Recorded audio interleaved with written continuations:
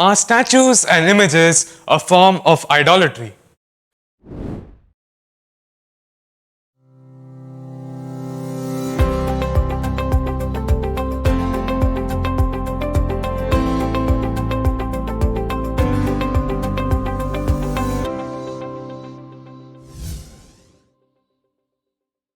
In the previous video, we discussed about the significance of our intention in every action.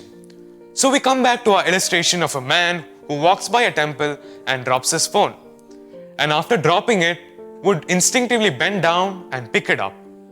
So now, has he committed idolatry?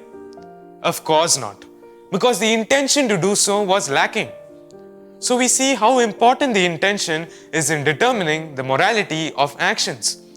The same principle can be applied to understand the Catholic use of statues and images. When a Catholic bows down before an image of Christ, he doesn't adore the image in and of itself. Instead, he intends to pay the token of affection to the one who's represented in the image. This is the same reason we find in the secular world the abundant use of statues and images. Statues that are built in memory of men and women of importance are found throughout the world. How much more are we obliged to make statues of saints who have won the race? Now, there is a problem that needs to be addressed. The term idolatry is so often used to referring only the physical statues and images that we can really forget what it actually means. A man commits idolatry not just by the worship of statues, but by idolizing anything other than God.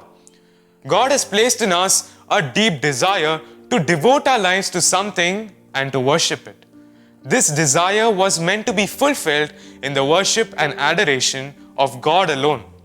So whenever anything, or anyone for that case, takes away that place of God in a person's heart, that person commits idolatry. A person can sin this way by idolizing his or her loved ones, family, friends, their own talents, fame, money, and even material possessions. Up until now, we saw in what way the use of statues was forbidden by God. A more important question arises. What is the real purpose of statues? Why do we even need them? Are they necessary for us? And to what extent can we use them? In the Catholic Church, the preaching of the gospel is given great importance, and any legit means to do so is encouraged according to the prevalent culture. This is what we see talked about in the Council of Nicaea in 787, when the church was battling iconoclasm. Also, the Fourth Council of Constantinople in 869 states that the colors in sacred images do the same work that words do in the gospel. Man gains knowledge of his surrounding using his senses, and the keenest of these is the sense of sight. Sacred art uses this to help man in comprehending the divine mysteries. Moreover, statues and paintings make a strong impression on the mind, making it easier to meditate and thereby easier to imitate.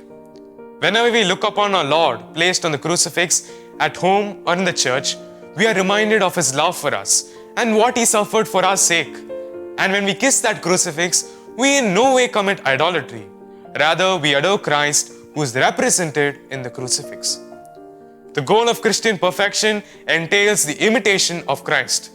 Sacred art helps us in this by aiding in our devotion. Therefore, statues and images of our Lord, Our Lady, and all the saints are mainly for our sake.